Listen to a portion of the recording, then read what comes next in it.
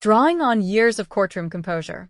Rachel, that house belonged to both of us. You can't just. Actually, I can, Rachel interrupted, her voice oozing confidence. The deal is done. The new owners move in next week. I'm thinking of getting a yacht with my share. David has always wanted one. Of course. Her husband David, always scheming, had his hands in this sale. I could just imagine them toasting with overpriced wine in their lavish home, having stolen my inheritance. Sharp and dismissive. Check the deed, sister dear. As executor, I have complete authority. Maybe if you had bothered to attend more than one estate meeting, you'd know that. The one room always kept locked, the place she made me vow to visit after she passed. I had been too overwhelmed with workload to address it until now.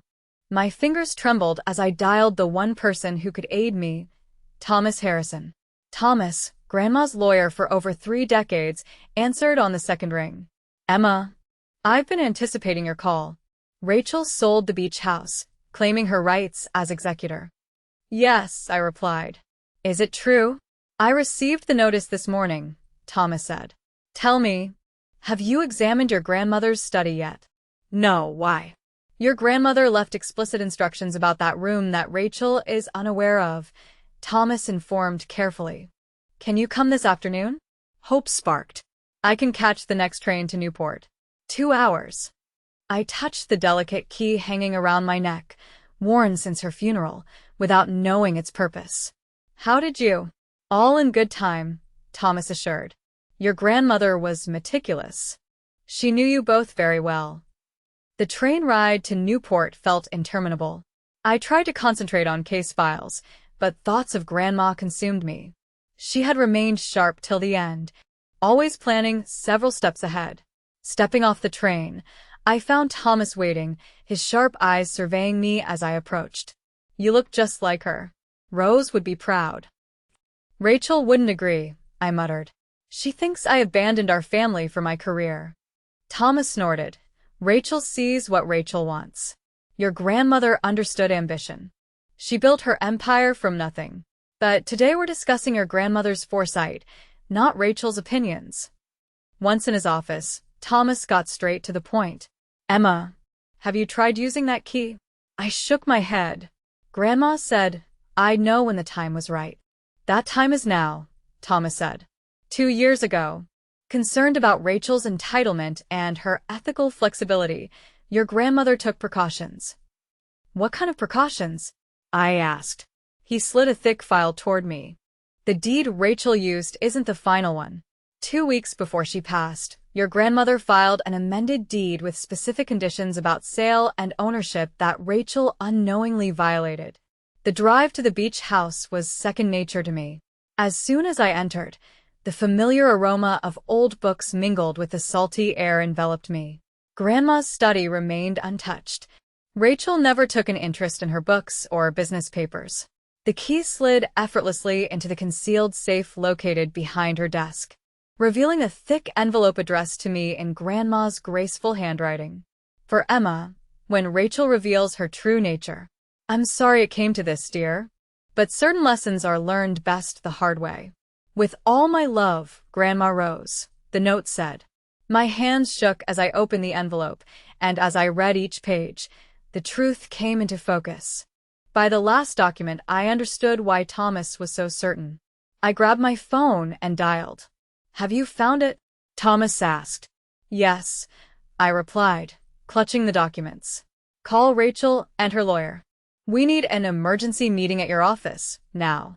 And the repercussions? He inquired. I pondered Rachel's smugness, her easy betrayal. The house held no value for her.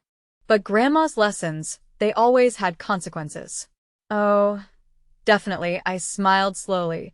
It's time Rachel learns Grandma's final lesson on foresight. The late afternoon sunlight cast elongated shadows through the windows of Thomas Harrison's office, falling across the shiny conference table. Laid out before me were papers from Grandma's safe.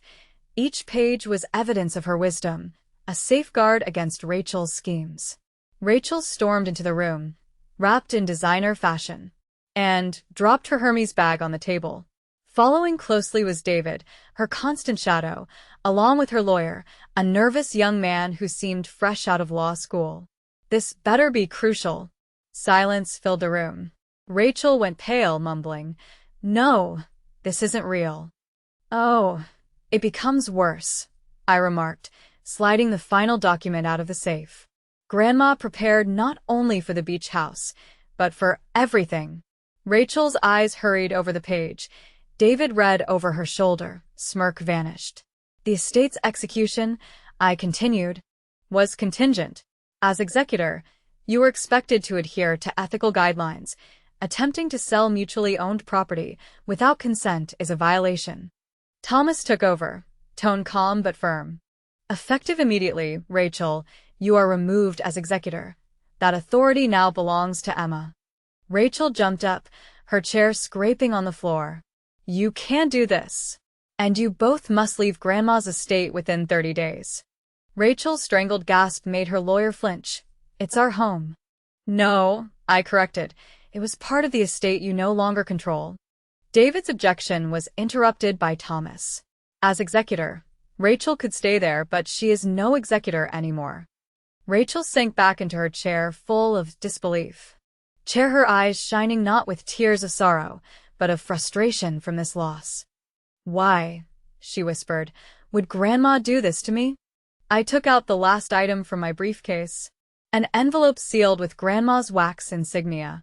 "She left this for you, meant to be opened only if the character clause was triggered." Rachel's hands shook as she unsealed it. I was already aware of its contents since a copy was kept in the safe for me as well.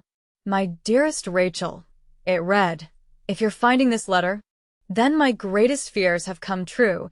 You've let the desire for wealth and status overcome your moral compass. You chose to betray rather than to trust. I love you, my beloved girl. But love doesn't equate to condoning poor decisions. This lesson, albeit severe, is one you must grasp. The beach house was never merely about property. It symbolized family and principles. Emma got that, whereas you, unfortunately, only saw dollar signs. Genuine wealth isn't found through assets or club memberships. It's reflected in integrity and the enduring strength of family ties. It's not too late to become the person I believe you can be. With all my love, Grandma Rose." Rachel crumpled the letter in her grip, tears flowing freely. "This isn't fair," she cried. "I was the good granddaughter." "No," I replied gently. "You were the granddaughter who played that role. There's a distinction." Her lawyer cleared his throat. "Mrs. Henderson, under these new circumstances, full cooperation is strongly advised." Rachel ignored this, turning to Thomas. "You knew, didn't you? You knew, and let me proceed with the sale." Thomas met her eyes. "Your grandmother hoped for you to learn, accepting that only experience could impart certain life lessons." David scoffed. "This is robbery. We'll contest it." "Feel free," Thomas said crossly. "But understand that any legal battle will lead to a complete audit of the estate's finances, including some suspect withdrawals." Rachel's face turned ghostly pale, and David's hand fell from her shoulder.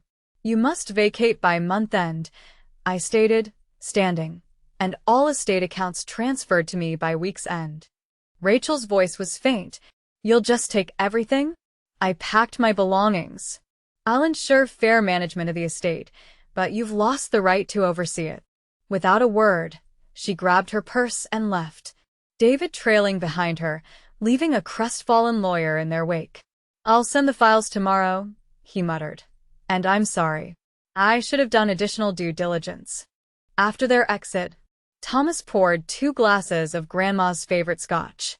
"You handle that admirably," he said. "Rose would be proud." I accepted the glass, feeling weary. Indeed, she saw the outcome from a distance. Thomas nodded. She was a remarkable judge of character. I took a deep breath, thinking of the beach house, the untamed gardens, the memories to revive. I'll restore the beach house first, then reach out to Rachel, and if she refuses, I'll still honor Grandma's wishes. That evening, I parked near the beach house, the golden-pink sunset painting the ocean, Grandma's favorite view. My phone buzzed with a text from Rachel. I hope you're happy. You've wrecked everything. Gazing at the house and the future unfolding, I whispered, No, Rachel, I haven't ruined anything. I saved it. The next weeks went by swiftly as I sifted through years of estate records at Grandma's house. The extent of Rachel's mismanagement grew painfully apparent. Estate funds covered everything from spa retreats to designer shopping, under the guise of property maintenance or administrative costs. One night, seated at Grandma's antique desk amid a sea of bank statements and receipts, Thomas phoned. Rachel's lawyer contacted me, he said directly. They're demanding a formal audit of the estate. I chuckled. Does she not grasp that an audit would highlight all unauthorized expenses? David's likely behind this, Thomas hypothesized. He's been whining about unjust treatment at the country club, alleging you've orchestrated a plot against them. Of course he has. I massaged my temples, feeling a headache brewing. What's our course of action? Let them proceed, he suggested, amusement creeping into his tone. Grandma meticulously documented every legitimate expense. Every asset is accounted for. Rachel's creative bookkeeping won't withstand scrutiny. Just then, I heard tires crunching on gravel outside. Peering through the study window, I saw Rachel's white Mercedes pulling up the circular drive. I'll call you back, I told Thomas, my sister's here. Rachel barged through the front door, exuding an air of ownership, her heels clicking forcefully on the wooden floors. We need to discuss this, she declared, appearing in the study's doorway. I motioned to the chair opposite me. I'm listening. Remaining upright, arms crossed, she declared, This has gone far enough, Emma. You've made your point, but this is absurd. I am family, not some employee to dismiss at your whim. No one is dismissing you, Rachel. But actions have ramifications. You attempted to sell the beach house without my approval, using estate funds for personal spending. As the executor, she retorted, I was entitled to compensation for my time. Compensation is one thing. Treating the estate like a personal ATM is quite different.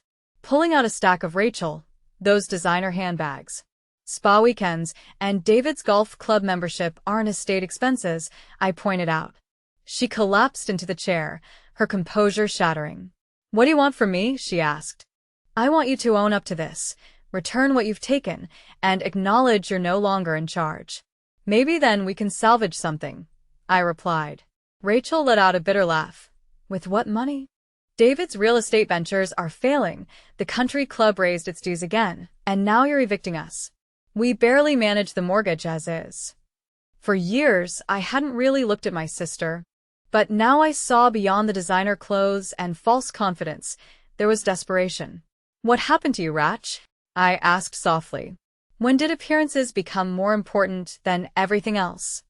You never cared what others thought because Grandma taught us it shouldn't matter. I steadied myself and suggested, let's make a deal. Return the misused estate funds. Help restore the beach house instead of selling it, and you can stay here until you and David get back on your feet. Rachel's eyes widened. You do that after everything? You're my sister, I said. I believe this is what Grandma would want, giving you a chance to make it right. Rachel fell silent, glancing at Grandma's portrait. Finally, she acknowledged, the beach house needs a new roof, and the garden's in disarray. I replied, I know, but we can fix it together if you want. She paused, reached into her designer bag, and handed me a folder. These are estimates for repairs and renovations, she admitted. I thought they'd help with the sale. She nervously adjusted her skirt. I'll speak with David about the money. It might take time, she confessed. We can work out a payment plan, I assured her. That's what family does. At the door, she hesitated. Emma, I'm sorry. Not just about the beach house, about everything. I lost myself along the way. I nodded. I know, Ratch. But we can find your way back. Grandma believed in second chances, remember? After she left, I called Thomas to update him. A payment plan? Are you sure about this? He asked skeptically. No, I admitted. But I have to try. For Grandma's sake, if nothing else.